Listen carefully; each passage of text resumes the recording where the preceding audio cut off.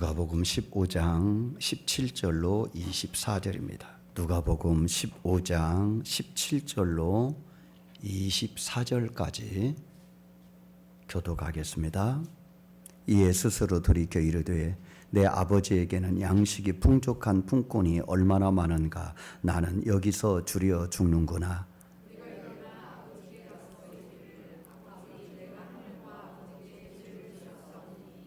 지금부터는 아버지의 아들이라 일컬음을 감당하지 못하겠나이다. 나를 품꾼의 하나로 보소서 하리라 하고,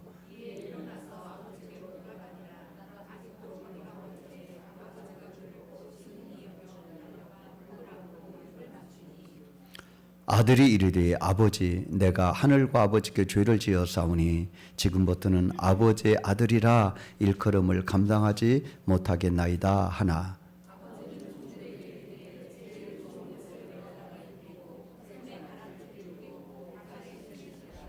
그리고 살진 송아지를 끌어다가 잡으라. 우리가 먹고 즐기자.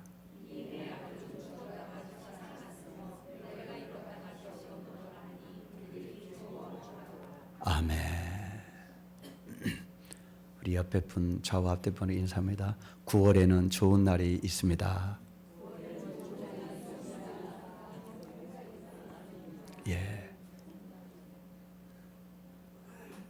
뜨거운 여름이 지나고 이제 결실의 계절이 돌아오는 9월인데 9월 한 달도 좋은 일이 있게 될 줄로 믿습니다. 제가 올려드릴게. 우리 이거 긴데 조금 이제 반밖에 안 본 건데 제가 한 10분 본 거잖아요. 좀 편집을 좀 짧게 하면 좋은데 제가 그 기법을 몰라서 그냥 앞에 부분만 본 건데 제가 올려드릴 테니까 나머지도 보십시오. 아마 유명한 영상이에요. 저도 여러 번 봤는데 볼 때마다 콧등이 시큰해지고 눈물이 나는 그런 장면이죠. 그 6살 때 잃어버린 딸을 이제 50살 되어가지고 44년 만에 이제 만나게 됩니다. 근데 44년 동안 이 엄마가 포기를 안 해요. 안 다녀본 데가 없고 그 사진이라도 품고 잠을 자는 그런 그 딸을 못 잃어버려서 그 그냥 어깨에 큰 바위 덩어리를 안고 살아가는 그러한 삶을 살게 되죠. 딸을 찾기 전까지는요, 사는 게 아니었어요. 저번에 겉모습은 집도 좋고 또 겉모습도 아름다워 보였지만 그 속은 사람의 마음이 아니었어요. 온통 눈물로 사는 세월이었죠. 그 후반부에 가면은 드디어 이제 어깨에 눌린 바위덩이 같은 짐이 내려졌다. 근데 저분이 말기암 갑상선암이라서 약을 많이 먹어요. 그런데 딸 만나고 나서 호전돼 가지고 약도 안 먹게 돼요. 거기 이제 뒷부분에 나와요. 가서 보셔요. 그러니까 그 딸을 잃어버렸을 때의 그 상실감, 아픔, 눈물, 그것이 얼마나 심했던지 그 병으로도 오고, 그리고 딸을 만나고 난 다음에 이제 모든 것이 좋아지고 약도 끊는 그런 은혜를 얻게 됩니다. 한국인의 스트레스 순위를 제가 한번 인터넷에서 찾아봤어요. 한국인들은 무엇에 대하여 스트레스를 받는가? 순위가 이제 1위부터 30위 쭉 이렇게 나오는데 1위부터 10위까지만 제가 말씀을 한번 드려볼게요. 1위, 자식이 먼저 죽었을 때. 2위, 배우자가 사망했을 때. 3위, 부모가 사망했을 때. 4위, 이혼했을 때. 5위, 형제 자매가 사망했을 때. 가족이 죽었을 때. 6위, 배우자가 위도했을 때. 7위, 별거 후 재결합했을 때. 8위, 부모의 이혼과 재혼했을 때. 9위, 별거 때. 10위, 직장에서 해고됐을 때. 제가 이 10가지를 이렇게 살펴보니까 마지막 10번째 직장에서 해고되는 거 외에는 다 관계더라고요. 관계. 가족과의 관계, 사랑과의 관계. 죽으면 끝인 거잖아요. 그 상실이죠. 이제 두 번 다시 만날 수 없는 그 관계가 완전 단절되는 거잖아요. 그리고 그 이혼과 또 별거 배우자 외에도 이게 다 관계의 문제예요. 관계. 사람과의 관계의 문제. 돈 문제는 마지막 10번째에 있어요. 돈 문제는. 직장이 해고된다고 하는 것은 가족을 부양해야 될 가장으로서는 엄청난 충격이죠. 어쨌든 그 한국인의 스트레스 대부분이 다 관계에 해당되는 것이다. 성경은요, 인생 문제의 시작을 무엇이라고 말하느냐? 하나님과의 관계가 끊어졌을 때, 하나님과의 관계가 왜곡됐을 때, 멀어졌을 때, 즉 하나님과의 관계에 이상이 생겼을 때 인생에 문제가 생긴다는 거예요. 선악과가 대표적인 거잖아요. 그 먹으면 정령 죽으리라 했는데 무시하고 먹었습니다. 선악과를 먹었다고 하는 것은 하나님과 관계가 끊어졌다는 것이고, 그 끊어짐의 결과는 정령 죽으리라. 그래서 결국은 아담이 오래 살기는 했지만 결국 죽었습니다. 그 선악과 따먹은 이후에 죽기까지 수많은 죽음의 증상으로 아담과 하와가 고통을 당하게 되죠. 관계가 깨진다고 하는 것은 사실 모든 것을 잃어버리는 거예요. 선악과를 따먹음으로 하나님과 관계가 깨져서 에덴 동산을 잃어버리잖아요. 홍수가 왜 왔습니까? 하나님과 관계가 왜곡되고 깨지니까 홍수가 온 거예요. 노아 홍수가 온 거예요. 바벨탑을 왜 쌓은 것입니까? 그래서 왜 언어가 하나님은 다 나눠지게 된 것입니까? 하나님과 관계가 깨졌기 때문에 결과적으로 그런 일이 벌어지게 된 것입니다. 그러니까 인생은 하나님과 관계가 좋을 때 그때 복이 있고 행복하게 될 줄로 믿습니다. 하나님과 관계가 깨지고 왜곡될 때 그때 인생의 문제가 복잡해지게 된다, 이 말입니다. 그러므로 무엇보다도 하나님과 관계를 회복하시기를 원합니다. 하나님과 관계가 행복하고 좋은 관계가 되기를 주의 이름으로 축복합니다. 하나님은 이 관계를 회복하기 위하여 어떻게 하셨느냐? 언약을 맺으셨어요. 언약이라는 게 뭡니까? 서로 계약을 맺는 거잖아요. 약조를 맺는 거잖아요. 하나님은 모세를 불러서 약속을 하시고, 아브라함을 불러서 약속을 하시고, 다윗을 불러서 약속하시기도 하죠. 아브라함을 불러서 하나님이 뭐라고 약속을 하십니까? 자식의 복을 주겠다. 땅의 복을 주겠다. 그리고 너가 열방에 복이 되는 존재가 되게 하겠다. 그리고 그 언약의 증표로 할례를 받아라, 그렇게 말씀하십니다. 모세를 불러서 하나님이 또 언약을 맺습니다. 율법을 주시면서 이 율법을 잘 지키면 너가 복을 받게 될 것이고, 율법을 못 지키면 어려움을 당하게 될 것이다.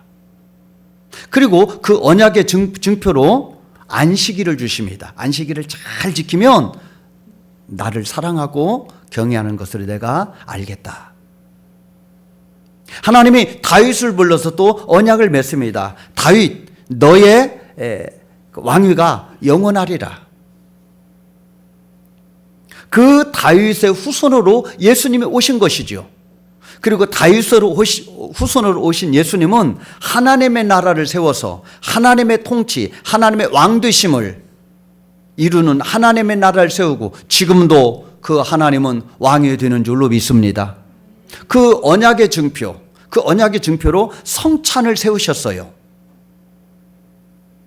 주님은 십자가를 통하여 인생의 문제를 해결하시고, 그 은혜가 우리의 죄 사함과, 그리고 마음이 새로워지는 새 마음과, 그리고 성령님의 내주와 영생의 은혜를 누리게 되는 줄로 믿습니다. 이렇게 하나님은요, 아브라함을 부르고 모세를 부르고 다윗을 부르고, 이제는 예수님이 오셔서 이런 언약을 계속해서 갱신하시고 유지하시고, 그리고 예수님을 통하여 완성하신 이유는 우리와 좋은 관계를 유지하고 싶어서, 우리와 관계를 회복하고 싶어서 하나님은 언약을 맺은 줄로 믿습니다. 하나님은 사람과 사람과의 관계뿐 아니라 사람과 하나님과의 관계가 행복하기를, 좋은 관계가 되기를 원해요. 그래서 어떤 율법사가 예수님께 나와서 어느 율법이 가장 큽니까? 어느 계명이 가장 큽니까? 그렇게 물을 때에 답변을 그렇게 하시잖아요. 하나님을 사랑하고 이웃을 사랑하라. 한마디로 말하면 사랑하는 것이 가장 중요한 계명이다. 그러면 사랑은 쌍방이 하는 거잖아요. 관계적인 용어입니다. 나 혼자 사랑하는 것은 짝사랑이지만은 진짜 하나 되는 사랑은 서로가 마음을 나눌 때, 하나가 될 때, 공유할 때, 그때 사랑이 되는 것이죠. 그러니까 하나님은 관계를 회복하기를 원하는 거예요. 너희들끼리도 사이좋게 지내라. 그리고 나와의 관계도 복된 관계로 유지하거라. 관계를 중요시 한다는 거예요. 하나님이 이스라엘 백성들을 출애굽시키잖아요. 출애굽시키는 목적을 출애굽 19장 46절에서 내가 그들의 하나님 여호와로서 그들과 함께 거하려고 애굽에서 그들을 인도해냈다. 하나님이 나는 그들의 하나님이고 그들과 함께하고 싶어서 그들을 애굽에서 이끌어냈다 말씀하고 있습니다. 예수님이 십자가를 지신 목적은 데살로니가전서 5장 10절에서 이렇게 말씀하십니다. 예수 그리스도께서 우리를 위하여 죽으사 우리로 하여금 깨어 있든지 자든지 자기와 함께하려 하심이라. 다 관계적인 이야기한 거예요. 하나님은 우리와 하나 되고 그리고 함께 살기 위하여 출애굽시키고 우리를 구원해 주신 줄로 믿습니다. 모세에게 성막을 만들라 그러셨어요. 성막을 만들어라.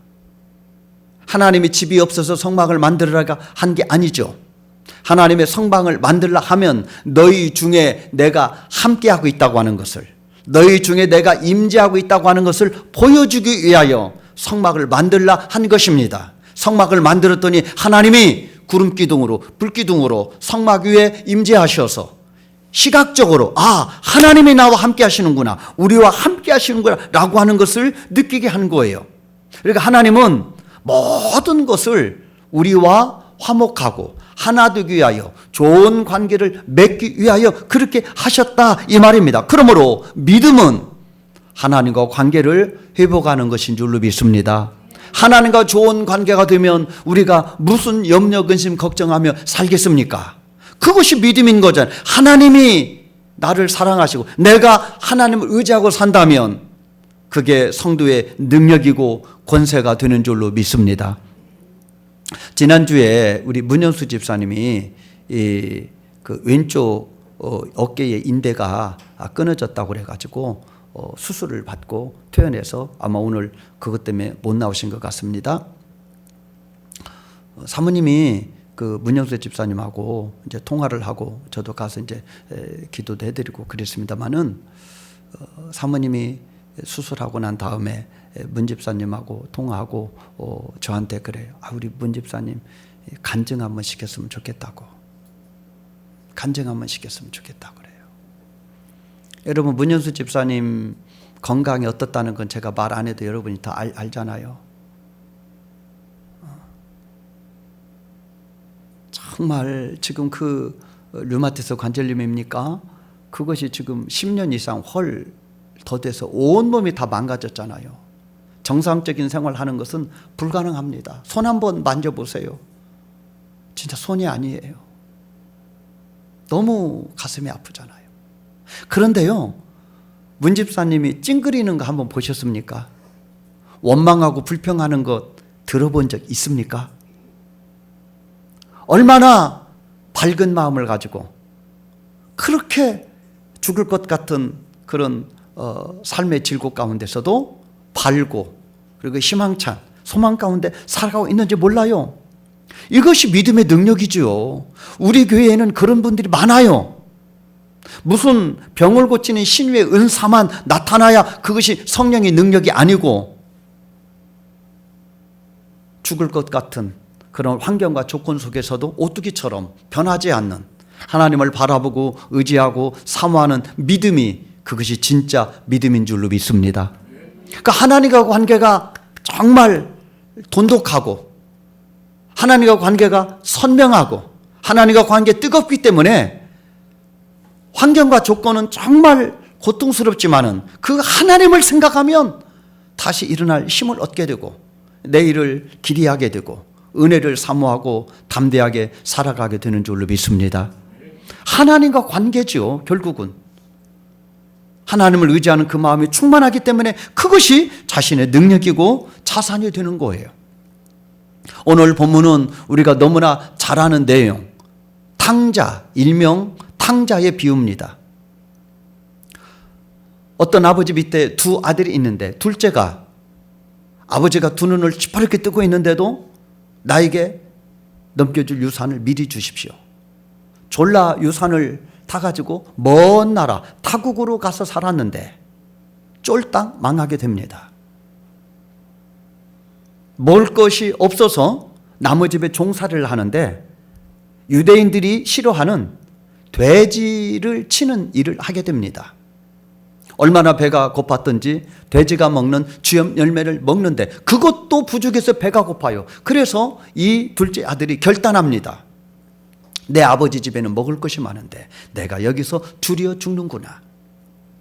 체면이 많이 아니고 자존심이 상하는 일이지만 여기서 사는 것보다 아버지 집으로 돌아가는 것이 낫겠다. 아버지 집에 가서 종노릇을 해도 요거보다는 낫겠다. 그래서 결단을 하고 아버지 집으로 돌아갑니다. 그는 아버지 집으로 발걸음을 옮길 때 그 마음이 얼마나 무겁겠습니까? 아버지의 질책이 어떠할까? 그 걸음 한 걸음 한 걸음 옮길 때마다 천근만근이었을 것입니다. 집이 가까워질수록 더 무서웠을 것입니다. 더 두려웠을 것입니다. 너무너무나 걱정이었을 것입니다. 그런데 아버지를 만나는 순간 자기가 생각했던 그러한 일들은 하나도 벌어지지 않고 자기가 상상했던 아버지 모습이 아닌 거예요. 아버지가 상가가 먼데 멀리 떨어져 있는데부터 아버지가 나를 발견하고 달려 나와서 끌어안고 입을 맞췄다. 그리고 종들에게 말하기를 소를 잡아라.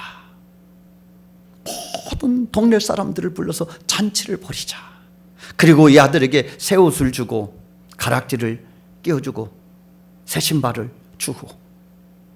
무엇을 의미합니까? 아들의 지위를 회복하는 거예요. 아들의 지위. 동네 사람들을 불러서 잔치하는 것도 죽었다가 다시 돌아온 내 아들이다. 다시 아들이라고 하는 것을 선포하는 거예요. 그가 아들의 지위를 회복했을 때, 아버지의 관계가 회복되었을 때에 그 둘째 아들의 문제가 다 해결되게 된 줄로 믿습니다. 아버지를 멀리 떠나갔을 그때부터 그는 모든 것을 내리막길로 내려가는 인생이었지만은 천근만근 발걸음이었지만은 아버지께도 돌아오고 아버지가 자기를 다시 인정하고 아버지의 사랑과 자녀됨의 권세를 회복할 때에 그를 둘러싸고 메우고 묶고 있는 모든 짐들이 풀어지게 된 줄로 믿습니다. 요한복음 1장 12절에서는 말하기를 영접하는 자 곧 그 이름을 믿는 자들에게는 하나님의 자녀가 되는 권세를 주셨다.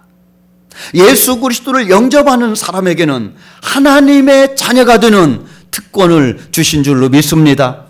그러므로 하나님과 관계가 회복되면 어떤 일이 벌어지느냐? 하나님을 아버지라 부르게 되는 줄로 믿습니다. 하나님을 아버지라 부른다? 그게 무슨 대수냐? 하나님 아버지라 못 부르는 사람 누가 있느냐? 여러분 밖에 나가서 길 가는 사람 붙잡고 하나님을 아버지로 한번 불러보라고 얘기해 보십시오. 절대 안 부릅니다. 아니 못 부릅니다. 우리는 자연스럽게 하나님 아버지 그렇게 부르는 것은 우리가 그분의 자녀가 되었기 때문인 줄로 믿습니다. 아버지의 의미가 뭡니까? 내가 너희를 보호해 주겠다는 거예요. 내가 너희를 책임져 주겠다는 거예요. 내가 너희에게 복을 주겠다는 거예요. 그분이 우리의 아버지이신 줄로 믿습니다. 하나님과 관계가 회복되면 이제는 예수의 이름으로 기도하게 될 줄로 믿습니다. 예수 이름으로 기도하는 것은요, 아쉬워서 하는 기도가 아니라 예수의 이름을 사용할 수 있는 특권이 우리에게 주어진 줄로 믿습니다. 너희가 내 이름으로 기도하면 내가 시행하리라. 요거는 하나님의 관계가 회복된 사람이 누릴 수 있는 하나님의 축복인 줄로 믿습니다. 뿐만 아니라 하나님과 관계가 회복되면 영원한 기업, 천국을 우리가 기업으로 상속받게 되는데 죽음 이후에 가서 누리는 그런 기업이 아니라 그 기업은 지금 우리 안에 계시는 예수 그리스도의 영, 성령님을 통하여 우리가 하나님의 나라를 누리게 될 줄로 믿습니다. 하나님의 나라는 먹고 마시는 것이 아니요 의와 평강과 희락이라 하셨으니 그 하나님이 주시는 평안과 은혜가 우리 가운데 충만하게 될 줄로 믿습니다. 그것이 있을 때 이 세상의 것이 비로소 의미가 있어요. 저는 마약을 안 해봤기 때문에 마약이 얼마나 좋은지 모르겠어요. 뭐 프로폴리스인가 뭔가 또 뭐 있잖아요. 우유 주사라고 일컬어지는 그런 것도 있잖아요. 그게 다 환각성 물질 아닙니까? 마약도 마찬가지고. 그런데 그 마약을 하는 사람들의 면면을 TV에서 보면은요, 잘난 사람들이 마약을 하더라고요. 부자들이 마약을 하더라고요. 성공한 사람이 마약을 하더라고요. 신기하죠? 뭐가 부러워서 마약을 합니까 도대체? 다 잘생기고 강남에서 살고 부모도 부자고 자기도 뻔듯하게 생기고 열심히 살면 행복할 텐데 그 좋은 걸 가지고 왜 마약을 내서 자기를 구렁텅이에 몰아 넣는지 알 수가 없는 거예요. 헛헛해서 그런 거예요. 자기가 가지고 있는 것으로 만족이 없어요. 만족이 없어요. 여러분, 남경필 집사님이 이 다니엘 기도에서 간증을 했으니까 뭐 다 이제 공개된 것인가 알지만은 아버지가 남경필 경기도지사 부러울 게 뭐가 있어요. 아버지가 지사인데 그 정도 세상에서 명예와 부를 가지고 있다면 그 자식으로 산다면 뭔 걱정이겠어요. 걱정할 게 뭐 있어요. 아버지가 다 책임져 주지 않겠습니까? 그런데 뭐가 아쉬워서 마약을 합니까? 뭐가 아쉬워서 그 멋진 사람들이, 잘난 사람들이, 많이 배운 사람들이, 유명한 사람들이 마약하느냐 이 말입니다. 세상 것으로는 만족할 수 없는 그 내면의 세계가 우리에게 하나님의 만들 때 그렇게 만들어. 그래서 하나님의 나라는 먹고 마시는 것이 아니요 의와 평강과 희락이라. 하나님이 주시는 은혜, 하나님이 주시는 의, 평강, 희락이 있을 때 그때 비로소 만족하며 감사하며 살게 될 줄로 믿습니다. 그때 비로소 세상 것이 시시하게 보여. 있으면 좋지만 없어도 상관없어. 그리고 하나님이 부어주시면 그것을 멋지게 어떻게 쓰는 것이 하나님이 귀히 여기는 그런 사용처일까? 하나님의 뜻에 맞는 것이 무엇일까? 그래서 가지고 있는 것으로 마약으로 해결되는 것이 아니라 하나님의 이름을 위하여 하나님의 뜻을 위하여 사는 정말 별과 같이 빛나는 인생을 살게 된. 왜요? 그 속에 하나님의 나라가 있기 때문에 그런 거예요. 그 속에 하나님의 나라가 있기 때문에 세상 것이 자기를 끌고 가지 못해요. 하나님과 관계가 회복되면 이런 영원한 나라의 기업을 누리게 될 줄로 믿습니다. 어떤 죄를 지었던지 예수님 앞에 나와 회개하면 용서함 받고 새 사람이 되게 될 줄로 믿습니다. 이렇게 관계가 회복되면 하나님의 자녀가 되고 엄청난 은혜가 누리는데 그 관계가 회복됨으로 우리가 풍성한 삶을 누리게 될 줄로 믿습니다. 누가복음 8장에 보면은요, 12회를 혈루증 앓는 여인의 이야기가 나와요. 예수님이 많은 사람과 지나가는데 이 여인이 죽을 힘을 다하여 군중을 뚫고 들어가 뒤에서 살짝 예수님 옷가에 손을 대었다, 그렇게 기록하고 있습니다. 그랬더니 순식간에 고침받은 거예요. 우리 성경에는 예수님의 옷가에 손을 대었다, 예수님의 옷가를 만졌다, 그렇게 기록되어 있지만은 원어로 보면은요, 옷술을 손에 댔다. 옷술. 히브리인들은 그 옷가에다가 옷술을 다는 전통이 있는데 옷술을 손에 대었다, 그거예요. 그런데 옷술은요, 그들의 구약적인 전통에 의하면은 아무나 손댈 수 있는 게 아니고 가족들만 손을 대는 거예요. 만약에 가족이 아닌데 함부로 남의 옷에 옷술에 손을 댔다 그러면은 책망을 받고 심판을 받을 수도 있어요. 율법에 의하여 정죄를 당할 수도 있어요. 그런데 이 여인이 가족도 아닌데 그 옷술에 손을 댄 거예요. 뿐만 아니라 이 여인은 몸에서 피가 나는 그러한 병자이기 때문에 부정한 여인으로 인정받았어요. 그래서 부정한 여인은 아무에게나 손을 대면 안 돼요. 그 부정이 타기 때문에 그래요. 그런데 이 여인은 아무도 모르게 손을 댄다고 됐지만은 그것이 발각이 되면은 큰 화를 당할 수도 있습니다. 그 여인은 아무도 모르게 자기만 알게 예수님 옷가에 손을 댄다고 손을 댔지만 예수님은 아셨어요. 가던 걸음을 멈추시고 말씀하십니다. 누가 내 몸에 손을 대었다. 이 여인은 두려워하는 마음으로 자기가 손을 댔기 때문에 자기를 드러내게 됩니다. 이때 예수님이 그 여인에게 뭐라고 말씀하십니까? 예수님이 그 여인을 보시고 이렇게 말씀하십니다. 예수께서 이르시되 따라. 예수께서 이르시되 따라 이렇게 말씀하십니다. 예수님이 이 여인을 딸이라고 부르는 거예요. 이 딸이라고 부르는 이 말은 이 여인의 운명을 완전히 바꾸는 말인 거예요. 예수님이 자신을 딸이라고 불렀을 때 얼마나 이 여인이 놀랐겠습니까? 자기의 행위가 드러나면 벌을 받고 책망을 받고 잘못하면 율법에 의하여 죽임을 당할 수도 있는데 내가 손을 댔습니다 라고 했을 때 예수님이 부드럽고 온유한 눈빛과 그리고 음성으로 따라 이렇게 말씀했을 때에 그 마음속에 있는 두려움이 사라지게 됐을 것입니다. 안심하게 되고 울컥하고 그리고 벅찼을 것입니다. 왜냐하면 더 이상 사람들의 정죄를 두려워할 필요가 없기 때문에 그렇습니다. 딸이라고 하는 이 호칭은 육신의 병도 고쳐주신 것이지만은 영적인 복도, 영적인 호칭이기 때문에 영적인 치유와 회복도 딸로 삼아주시는 은혜가 임하게 된 줄로 믿습니다. 딸아, 내 믿음이 너를 구원하였으니 평안히 가라 하시더라. 이것이 하나님과의 관계가 회복될 때 누리는 풍성한 삶이 되는 줄로 믿습니다. 신앙생활은요, 하나님과의 관계입니다. 여러분, 설교 시작 전에 영상을 봤을 때에 그 경아를 잃어버린 그 부모의 마음이 새까맣게 다 들어갔잖아요. 44년 동안 한 번도 잃어버리지 않고 사는 게 아닌 삶을 살았지만 그분이 공항에서 만난 이후에 그분의 모습들이 얼마나 달라졌는지,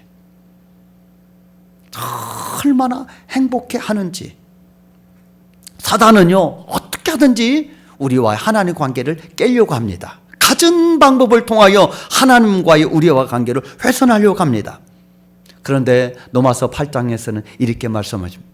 누가 우리를 하나님의 사랑에서 끊으리요? 환난이나 공고나 핍박이나 적신이나 위험이나 가리랴.